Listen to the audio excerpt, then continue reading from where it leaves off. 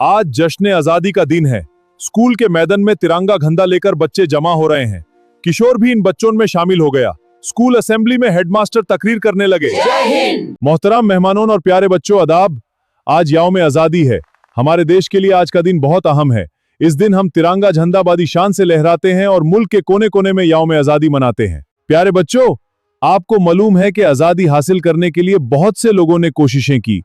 गांधी जी और भगत सिंह जैसे महान वतन परस्तन ने हमारे मुल्क को अंग्रेजों से आजाद कराया। बहादुर शाह जफर, झांसी की रानी से लेकर वक्कम अब्दुल कदीर और के केलप्पन जैसी रहनुमाओं ने भी इस जंग में हिस्सा लिया।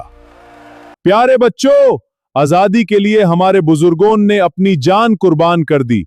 आपको मालूम होगा कि हिंदुस्तान आज एक जमहूरी मुल्क है और हमारे मुल्क में सब लोग मिलजुल कर रहते हैं। हिंदुस्तान को आगे बढ़ाने में जवाहरलाल नेहरू और अबुल कलाम आजाद जैसे रहनुमाओं ने बहुत कोशिशें की और हमारा मुल्क दिन ब दिन तरक्की करता रहा। मैं उम्मीद करता हूं कि आप लोग भी मुल्क की तरक्की में हिस्सा लेंगे।